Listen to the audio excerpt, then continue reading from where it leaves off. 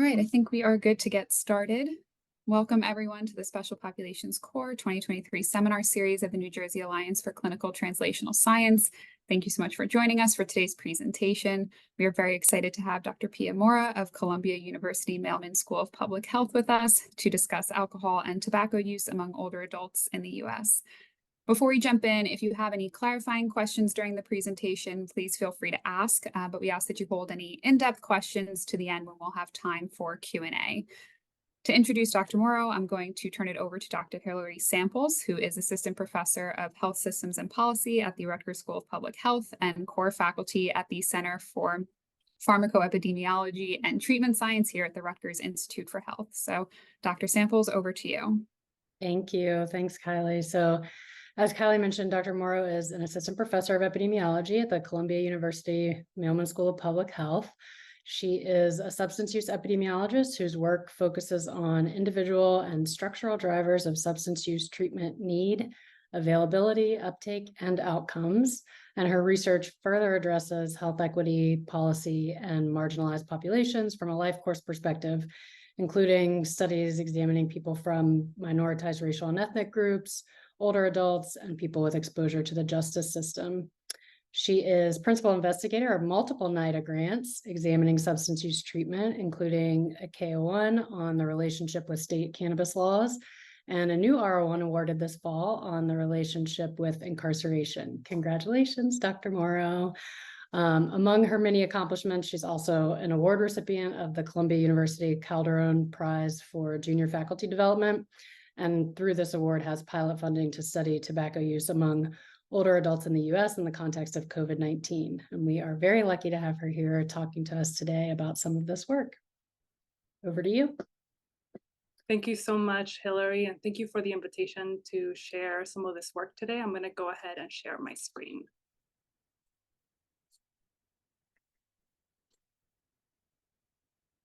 Great. You all see it okay? Great. So as Dr. Samples mentioned, I'm going to be talking about alcohol and tobacco use among older adults in the US. And I wanted to start with acknowledging my funding through NIDA, the K that supports this work, as well as the pilot funding that we got for some of the work here, and our collaborators, both at UCSD and at Columbia. And I have no interests, conflicts of interest to disclose. And just to give an overview of the presentation, I'll start with the epidemiology of alcohol and tobacco use in older adulthood, and then report some pilot findings from longitudinal changes. And in the interest of time, I'll focus on tobacco in the context of COVID-19 among older adults. And then end with some opportunities to engage people and services when clinically indicated. And throughout the presentation, I'll be coming back to some key takeaways to structure the conversation. First, with older adults who are people 65 and older, being a growing population with distinct clinical needs, and they bear the brunt of alcohol and tobacco-related morbidity and mortality. And while older adults and their substance use is often ignored in epi work, we see that increasing alcohol use and stagnant tobacco use prevalences are quite concerning in this population. And substance-related concerns may have worsened during the pandemic, and that's when we'll talk about some of the longitudinal work. And screening and discussions about substance use and alcohol and tobacco use, particularly with healthcare providers, is an important yet underused tool to engage people and services and meet them where they are. So let's just jump right in and talk about the magnitude of the growth of the population of older adults in the US and their substance-related morbidity and mortality. We know from the 2020 census that 1 in 6 people are 65 and older. This represents almost 55 million people in the US, and as we see here, the number of people in terms of millions in the last century, there's been a dramatic increase. And most recently, these increases were driven by the baby boomers entering older age. And by 2030, all baby boomers will be over the age of 65. And based on these projections, we know that by 2034, older adults will outnumber children for the first time in US history. The baby boomer cohort in particular is very important for substance use research due to the strong cohort effects related to more experience with substance use, the cohort being more diverse, racially and ethnically diverse than earlier birth cohorts. And from an epi-burden perspective, focusing on this age population is particularly important because of the potential negative health effects that substance use can have in older age. And one extreme negative outcome is mortality. So here we see alcohol attributable deaths due to excessive alcohol use, and it's from the CDC data on alcohol-related death impact project, the ARDI project, showing annual average death counts between 2015 to 2019. And in the black bars, we see all causes of death for each of the age groups, with 2/3 of deaths being over the age of 50, and 1/3 in adults 65 and older. The red bars are acute causes of death that are related to alcohol, and in blue are chronic causes of death. And the red bars, so the acute causes, are clustered in younger ages, but the blue bars, so the chronic causes of death, disproportionately affect older ages. So digging deeper into these chronic causes of death, over 50% occur in ages 65 and older. So in these bars, the yellow part of the bar is ages 65 and older. In green, we see middle-aged adults, 50 to 64. 41% of chronic causes of death related to alcohol are 100% attributable to alcohol. These include alcohol use disorder, alcoholic liver disease, alcohol-induced pancreatitis, and some other conditions that particularly affect middle-aged adults. And for older adults, 65 and older, we see that cancer, heart disease, stroke, and diseases of the liver, gallbladder, and pancreas all disproportionately occur in older age. And some of these chronic diseases and causes of death overlap with the causes due to smoking, specifically heart disease, cancer, and stroke. And we know that cigarette smoking causes almost 500,000 deaths in the US.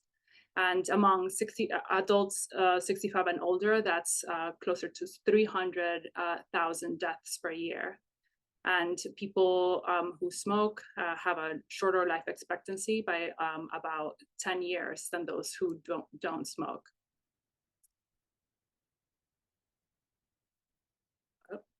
And the health consequences linked to smoking affect every single part of the body.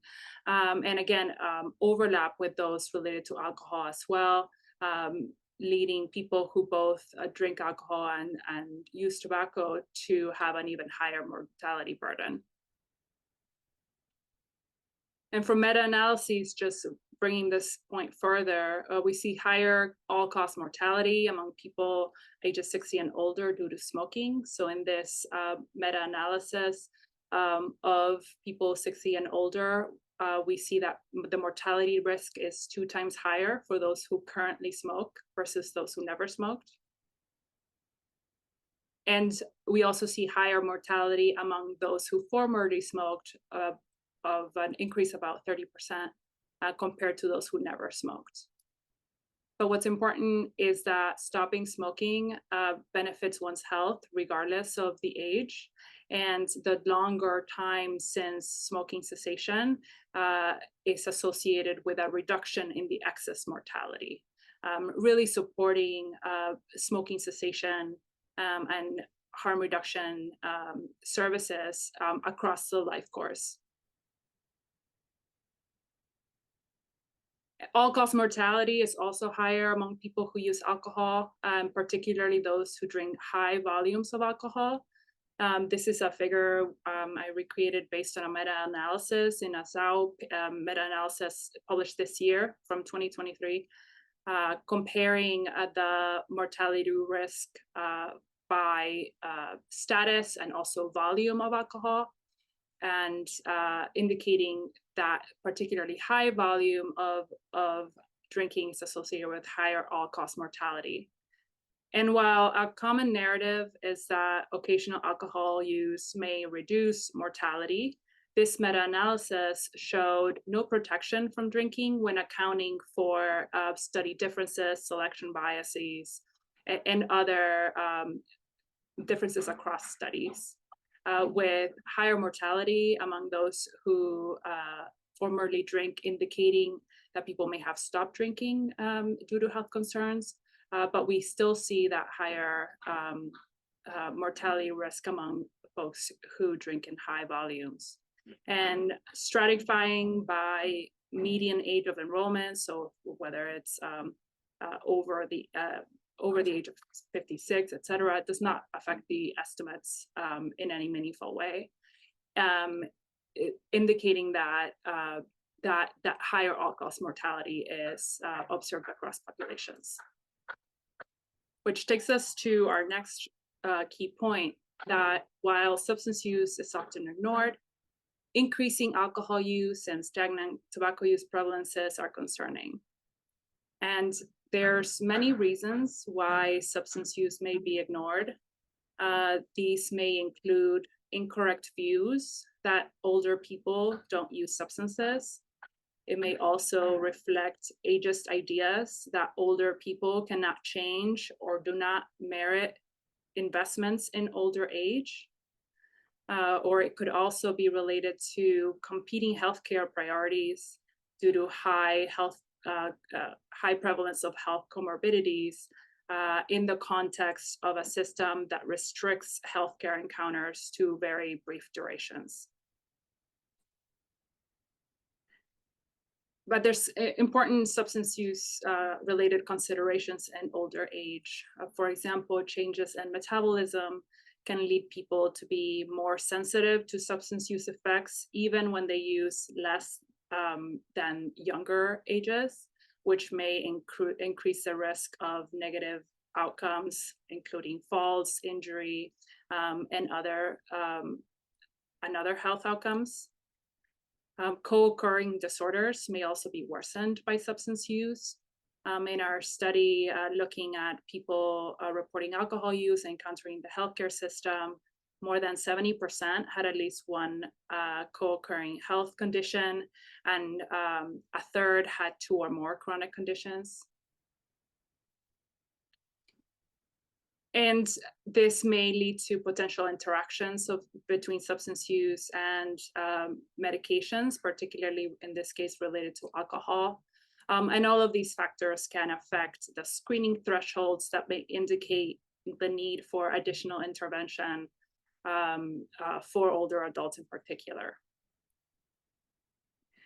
And while there's no recommended amount of alcohol for any person, there are guidelines for drinking that may be associated with reduced harms. And these include drinking 1 standard drink for a day for women and 2 standard drinks a day for men. And this is per day, not an average overall. So if one drinks 6 drinks in a week, it doesn't mean that they and it all occurs in one day, it doesn't average out. So this is per each day. And just to remind folks, standard drink is related to the amount of alcohol per volume, and so it varies by the type of alcohol. And many cocktails may have multiple standard drinks within one glass. So it's an important reminder that the alcohol volume is really key when measuring consumption here. And considerations in older adults call for additional caution related to drinking, particularly when using prescriptions that may interact with alcohol, or people who have co-occurring medical conditions that may be affected by alcohol, such as diabetes or heart disease. And like all populations, specific activities that may be impaired, one's function may be impaired, so such as driving, and people who are experiencing alcohol-related problems or have a history of having alcohol-related problems. And to give some examples of common prescription medication and alcohol interactions, we know that common conditions include arthritis or pain, and people may use over-the-counter medications such as naproxen, which is Aleve, or ibuprofen, which is Advil. But these may interact with alcohol and cause ulcers or stomach bleeding. They can also, naproxen, for example, can also affect liver function. Common medications for anxiety may lead to increased dizziness and drowsiness and memory problems when used with alcohol, which can increase the likelihood of falls and other negative outcomes for older adults who may be having these medication interactions. And so despite the slower metabolism and higher risk of medication interaction because of the high co-occurrence of health conditions, evidence indicates that alcohol use and binge drinking have been increasing the fastest among people over the age of 50, including middle-aged and older adults. Highlighted here, the lines for adults 65 and older, and even though they are smaller in magnitude than younger ages, they are still increasing more rapidly. And these are data from a meta-analysis of 6 national surveys up to 2015. And at the same time, we see that tobacco use prevalence has declined for younger ages, but has remained pretty stable for older adults. We see here that cigarette smoking particularly has hovered around 9% since the early 2000s among people 65 and older. And so this graph really highlights 2 important points. The first is the huge public health wins related to lowering cigarette use among younger folks. And just a reminder that this doesn't include vaping estimates. So including those would attenuate some of the reductions. But the second point is that older adults have been really left behind and have not reaped the benefits of the public health wins related to reductions in smoking. And the slow progress in smoking reductions among older adults means that people who smoke are increasingly made up of older adults. Over this time period, people who smoke who were ages 65 and older increased by 74%. And when we talk about currently smoking or currently drinking, we're usually talking about past month use of either substance. So our team derived these nationally representative estimates using the National Survey on Drug Use and Health from 2002 to 2019. With the y-axis being the prevalence of the weighted proportion of older adults 65 and older.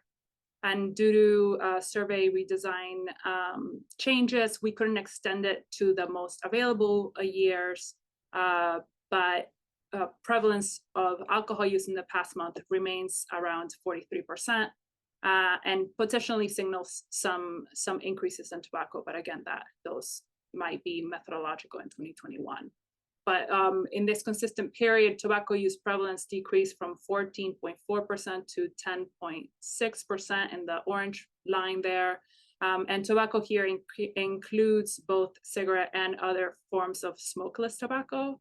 And importantly, older adults disproportionately use cigarettes when they report tobacco use. It represents over 90% of tobacco used among older adults.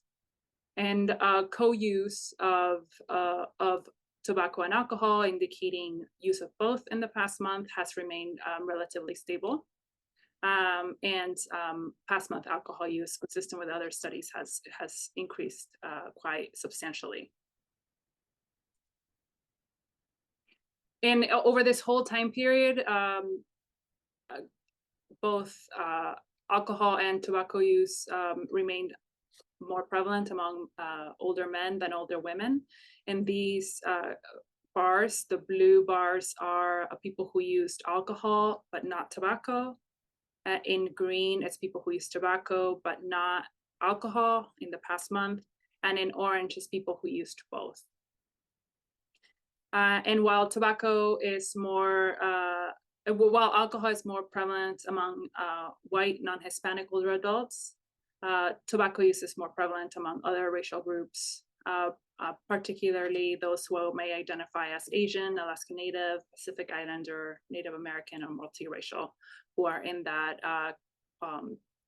combined category of other. And we can talk at length about other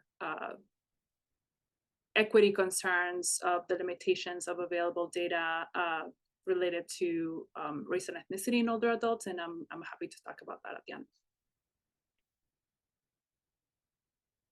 And descriptively, we also see inverse relationships between substance use and income, self-rated health, and urbanicity, with alcohol being positively associated with income, indicating that people with more income are more likely to use alcohol, whereas the opposite is true of tobacco, with tobacco use prevalence being highest in the lowest income bracket.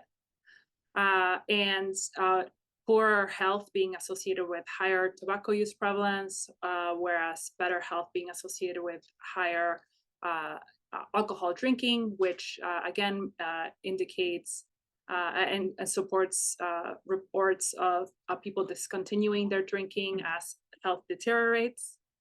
And alcohol use is more prevalent in large metropolitan areas, whereas tobacco is relevant in more rural areas.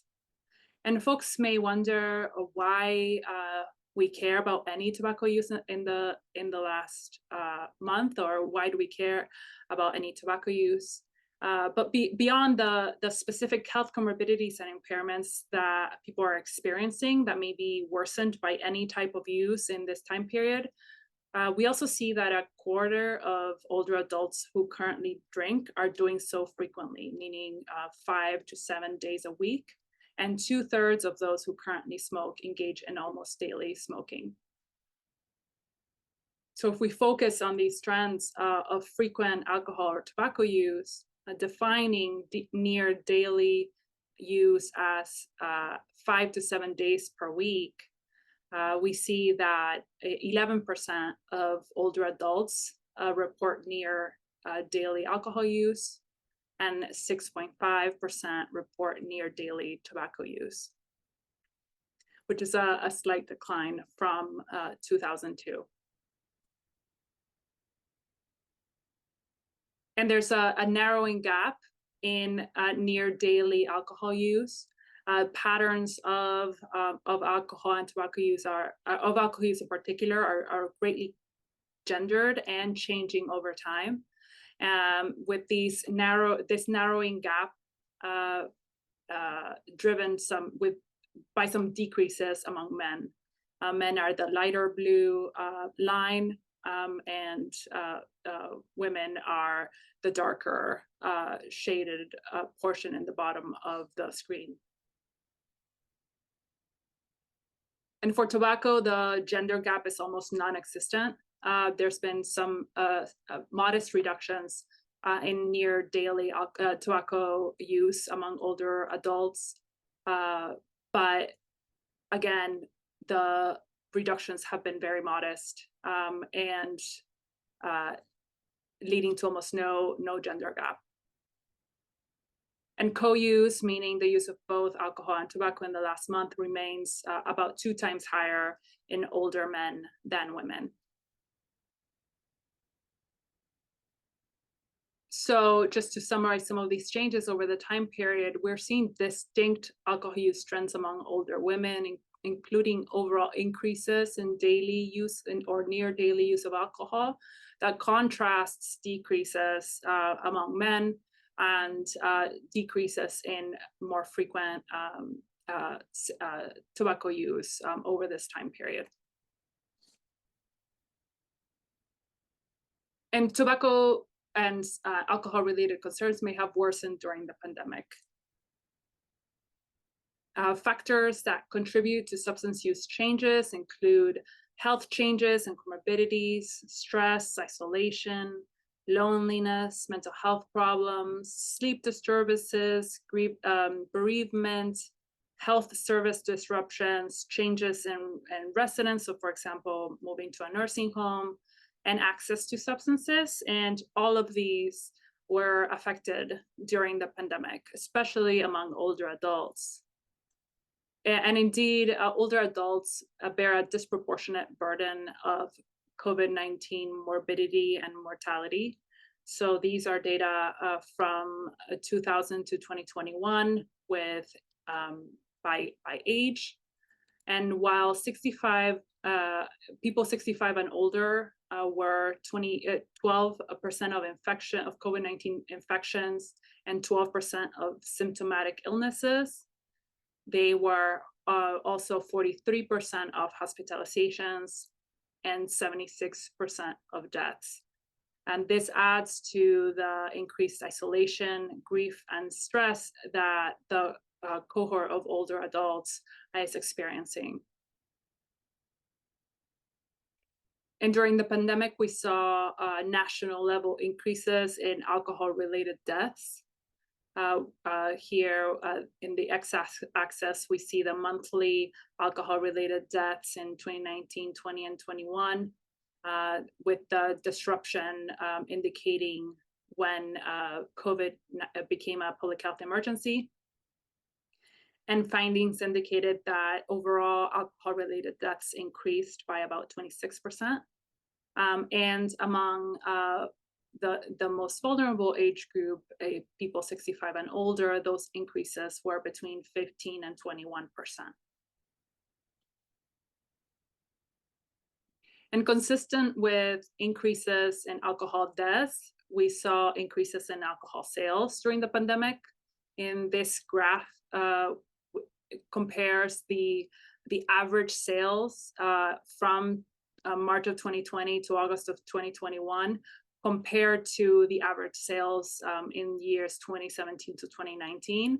And all of the lines that were above this 0 line indicate percent changes that were higher than expected based on average previous sales.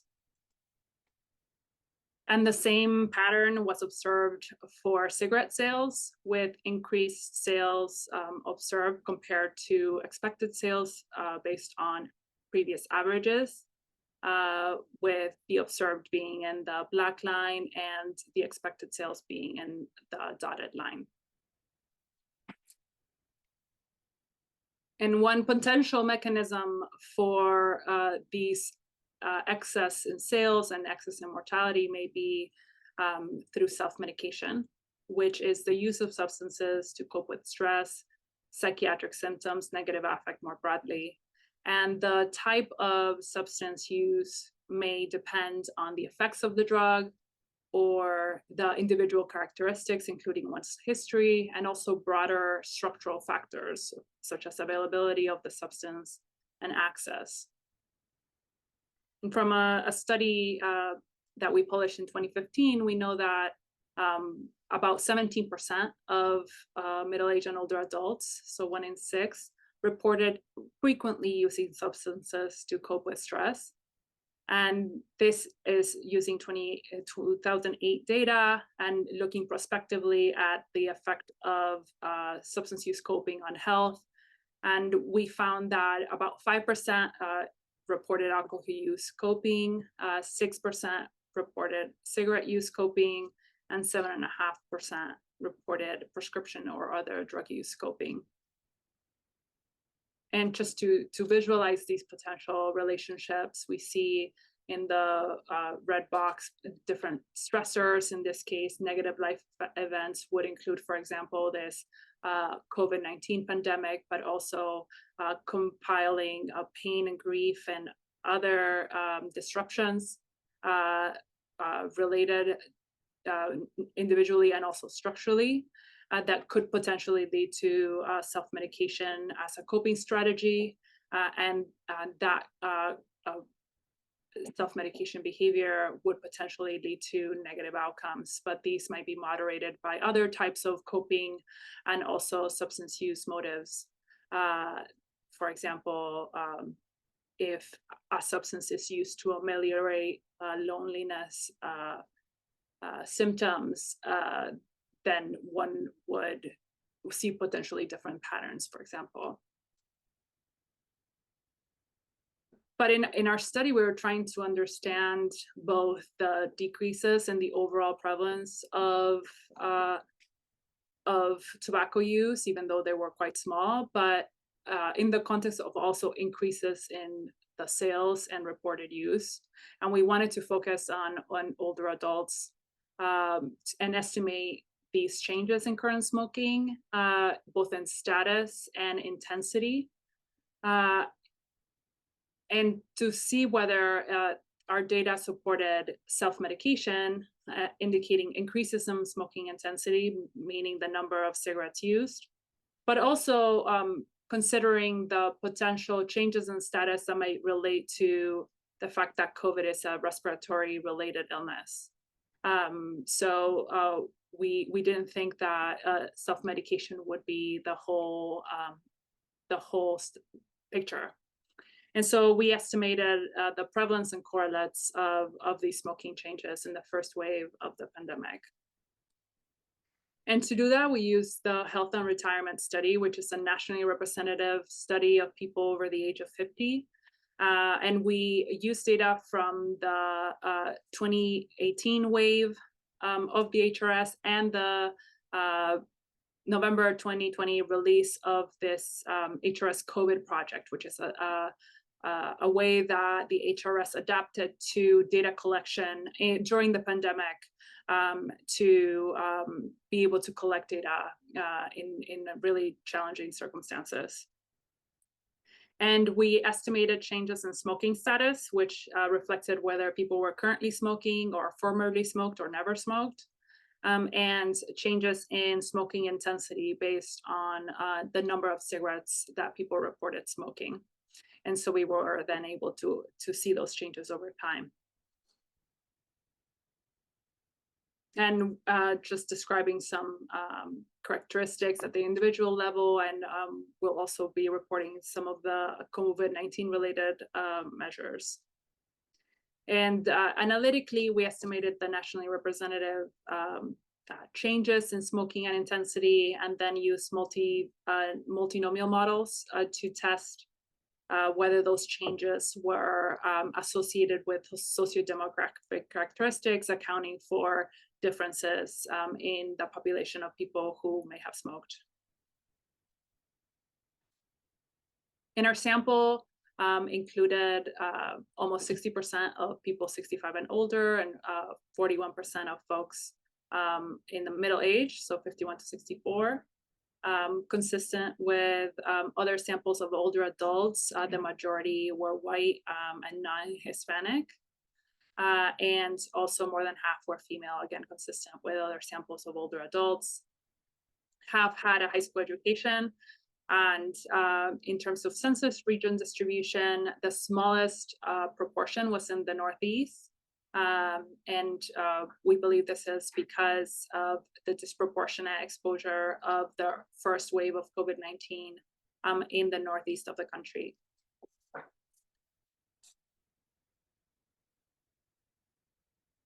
And just descriptively, we found that 1 in 6 people already knew someone who had died of COVID by the fall of 2020, and this is truly staggering. We reported these by smoking status in 2020, with these prevalences being extremely high, considering that all of this happened in the summer and fall of 2020, these data collection. And while a small proportion of folks reported COVID-19 infection, this was in the context of having no confirmatory testing available in forms of rapid tests, and access to testing being quite low across the board. And also, all of these data conditioned on survival. So folks who may have died from COVID would not be captured in these data. And smoking status, these are the estimates in 2018 and 2020. There were no new incident smoking cases, so no one transitioned from never to currently smoking. Currently smoking was about 12% of the sample, and we had to exclude folks who had missing data in either wave. So this led to about 7% missingness that we had to exclude from the sample. But the majority of folks maintained their smoking between with 1.2% reporting reinitiating smoking, and about 2% stopping smoking. And increases in smoking intensity based on the number of cigarette smokes were more common than decreases, with 10% of folks in the sample increasing to 4%. It may just be me, but I think there may be some audio issues. I'm kind of losing volume. I don't know if that's impacting other people. Oh, are you? That sounds good. Yeah, I don't know if Is that better? Bluetooth, maybe they were just losing connection. Thanks. Yeah, it's also because of the construction that's happening outside. Oh, okay. So I can switch headphones if you need. So tell me, is this better? I think so. Yeah. Okay. Great. So what we're seeing here is that the adjusted estimates of reinitiating smoking versus maintaining former smoking, and the estimates of stopping smoking versus maintaining. And when we adjust for all of these different individual differences, we see that consistently older adults ages 65 and older were less likely to change their smoking status, whether it is increasing or decreasing. We also saw that reinitiation were least likely in the Northeast, which again was the geographic area most impacted in this first wave of the pandemic. So just to recap these changes, while cigarette smoking was generally stable for most, there was a larger proportion who stopped smoking than those who reinitiated, which would be consistent with reductions in smoking due to health concerns of a respiratory disease. But we also saw some changes in intensity, with 1 in 7 people changing their smoking intensity, with a higher proportion increasing relative to as opposed to decreasing, which would be potentially consistent with the self-medication hypothesis to cope with stress. And so again, our findings are consistent with both of these overall trends of decreasing smoking prevalence because more people stop smoking, and increasing cigarette sales that we see from the sales data.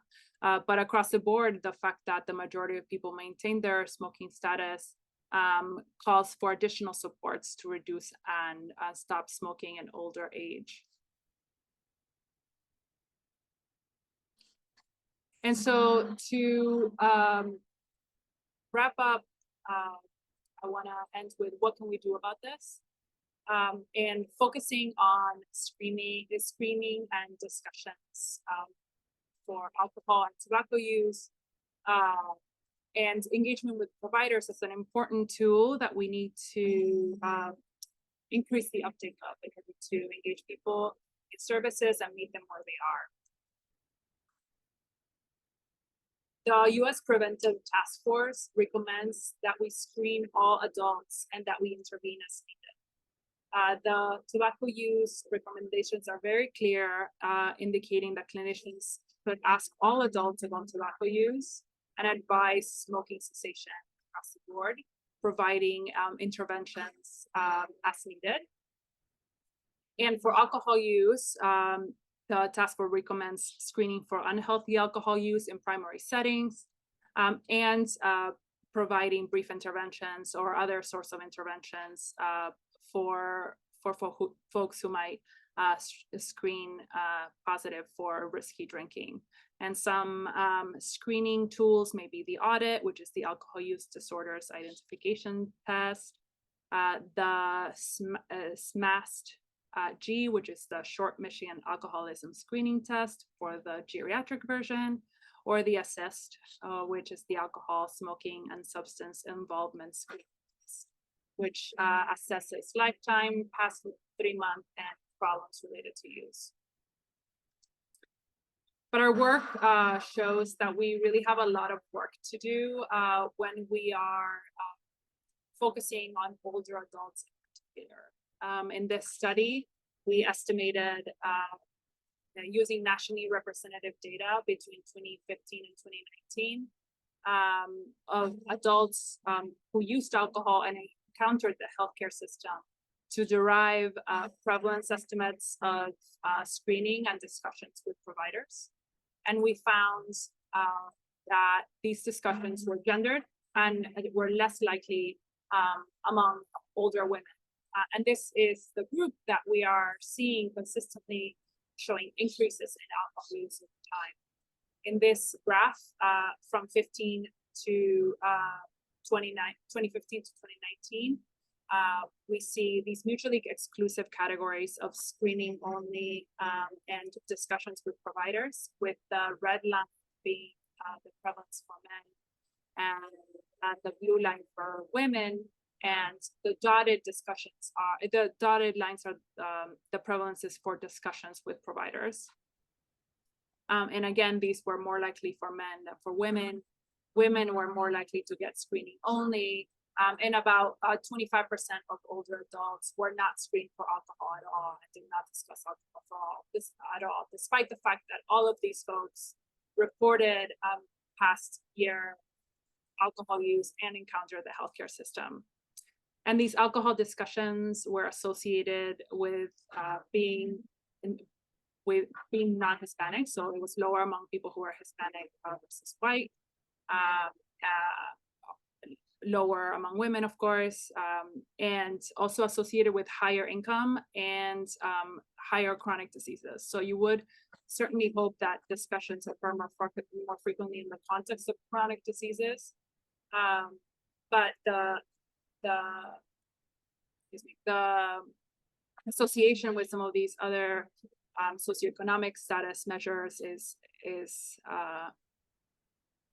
signaling differential access to care for people with more resources. And ending with data from 2021, we truly have an opportunity here to engage older folks in care, because over 90% of people 65 and older encounter the healthcare system every year. Here in the black bar, we see the overall estimates of healthcare encounters, of any healthcare encounter in the last year. In the men are depicted in orange and the women in green. And when conditioning on whether people reported alcohol use or tobacco use, we do see lower care engagement among older men who use tobacco, with that prevalence being 82% compared to 90% on higher in other, for people who use alcohol or for women who use tobacco. And this allows us to, really meet people where they are. But we see that actually gaps remain in universal screening. These are folks who report having talked about alcohol or tobacco either verbally or in writing, and estimates are between 50 and 60%. And these are self-reported, so it might potentially undercount information that would be in the health record, but it still indicates potential gaps in this universal screening among older adults. And when we are looking at discussions with providers, we also see that gaps remain, with almost a third of older adults who used alcohol and encountered the healthcare system reporting no screening or discussions at all. So that's the section of the bars in the black filled in section, with gaps being larger among women. Again, and this is the group of older adults who have seen faster increases in alcohol use. And we're doing better in terms of advice to stop smoking, with a larger proportion of women than older men receiving advice to stop smoking when they're encountering the healthcare system. But there's still here opportunities to increase this tobacco cessation advice and resources for folks who are encountering the healthcare system. So just some final thoughts. If we're really working towards no wrong door, we need to meet people where they are, and provide opportunities for engagement to make it as easy as possible to engage in these screening and discussion opportunities, and thinking about where people might still fall through the cracks if they're not engaged in services at all. And we need to focus on structural interventions to reduce harm especially among older women, among whom alcohol use is increasingly prevalent. So these might be targeting clinicians and other provider level interventions that wouldn't rely on the individual themselves. And we need to think also about improving harm reduction and smoking cessation supports across groups of older adults in order to mitigate the health risks in this population. Yeah. And I want to just end here with some resources if folks want to learn more about treating substance use disorders. This is a treatment improvement protocol that was just updated in 2020 that has lots of really useful resources for a range of audiences. So with that, I'll stop. Here's my email, and I hope to have some time for questions now.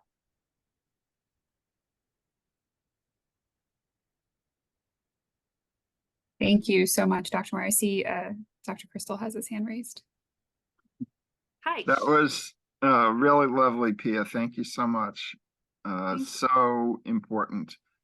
I was curious about your thinking about interventions, pharmacotherapies, and other interventions that go beyond the screening and brief intervention, with the, perhaps provocative idea that the screening might be a necessary condition, but is it a sufficient condition, particularly with people who have been engaging in behaviors for such a long time?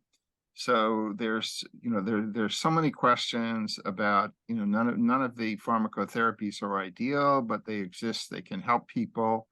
There's pharmacotherapies to help people with tobacco smoking cessation. There's pharmacotherapies that are thought to be way underutilized for alcohol use disorder, typically the more severe, and of course other kinds of psychosocial interventions. So and also the kind of the interesting question about whether there is a role in this population for shifting to vaping, which we worry about a lot with younger people. Maybe we should worry about it with older people too. But I was just curious about your thoughts about sort of the next those types of interventions. Yeah, no, I really appreciate that and agree that we need to think not only about the screening, advice, interventions. This is just a tip of the iceberg, and we know that it's about 5% of folks who, for example, need alcohol use disorder criteria, who would certainly need additional access to, for example, pharmacological intervention. I think a big part of it too is training addiction physicians to focus on older adults. There is a lot of focus on younger folks, and I think that targeting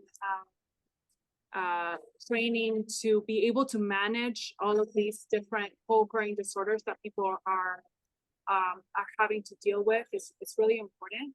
And I think there's also an opportunity for harm reduction. You spoke about potential vaping, like non-combustible forms of tobacco, but also thinking about reducing versus cessation.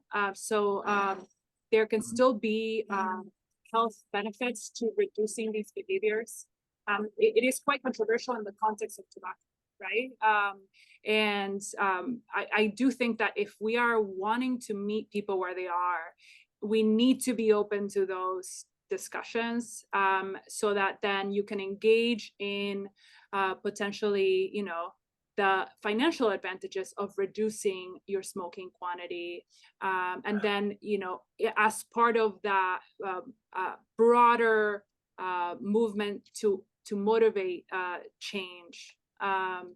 I think that that really listening to people and what they want has to be part of the conversation. Right.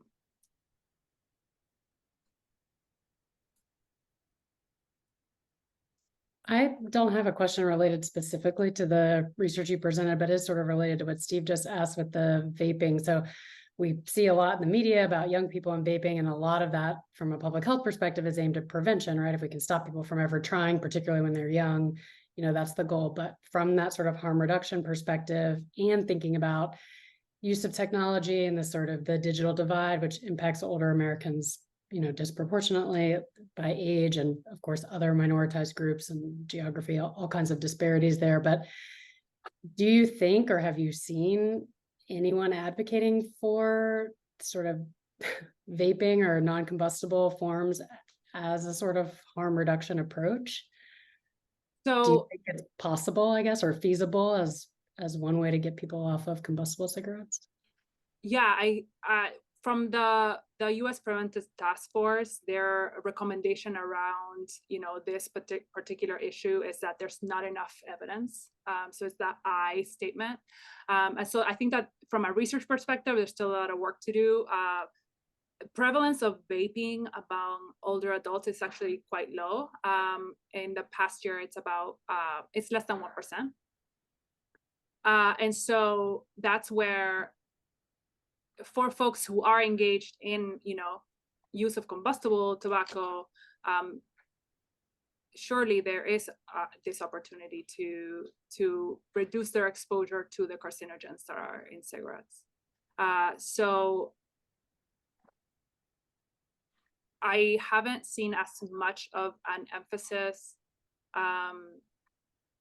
on older adults. I think that the commentary that Clay Kemp and colleagues put in AJPH was calling for more of these harm reduction approaches focused on vaping.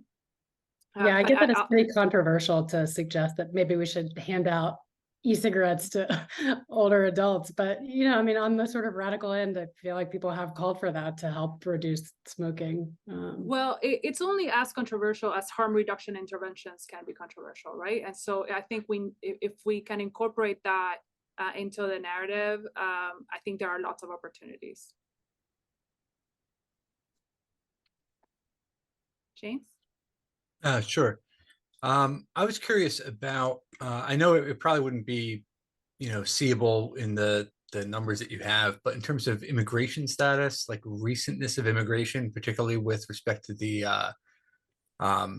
perhaps the other category that showed very high tobacco but not alcohol use. Is there any research into that? Yeah, and there's you're gonna see even more of that as baby boomers age, because they are more racially diverse also. The more historical data is quite homogeneous when it comes to racial and ethnic and also nativity. But I was thinking about this also related to some of the Asian subgroups of older adults who may have emigrated here. So that's an important point, and I would love to look more into that.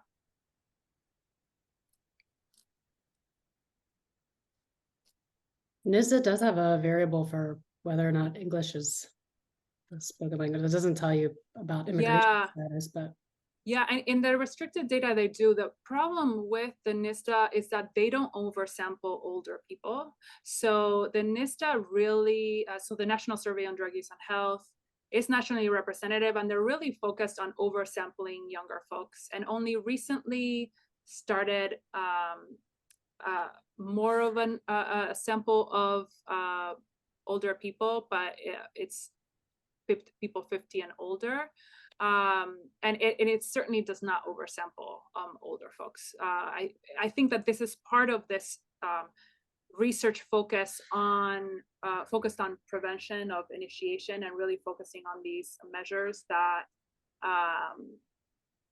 contribute to a structural lack of knowledge about substance use in older age. And so we need to think about how we are furthering, like, these population level harms when we're not powering our studies to be able to detect what's actually happening in the population. Power is a huge problem, and you may find some utility in using Medicare claims data, despite the limitations of the lack of a sort of a structured assessment. You don't have anything obviously like an audit or but it is really quite interesting how often tobacco use disorder and alcohol use disorder do get reported. And of course, you do have the some information on the interventions, particularly if they're the pharmacotherapies. Yeah, we should talk about collaborating. And there's interesting work that some people in our team have been working on to try to identify through geographical linkage Asian American subgroups within the Medicare population, and that would be interesting. I totally agree with your sort of thought about the increasing number of elderly Asian Americans who come from cultures where smoking is practically universal. Yeah, and extending that to alcohol, we did another study, not specific to older adults, but all adults, looking at how and finding that alcohol use discussions are also substantially less prevalent among Asian Americans. Further adding to like a racialized aspect of who gets access to screening and intervention. All right, well, we are at the end of our time, unfortunately, but just want to thank everyone for joining. And of course, thank you, Dr. Mauro, for this really Thank you. great talk and for sharing your research and your expertise with the NJAX community. We're really grateful for your time today. So thank you again. Thank you, everyone, for joining, and Thank you we'll so see you much. at the next seminar.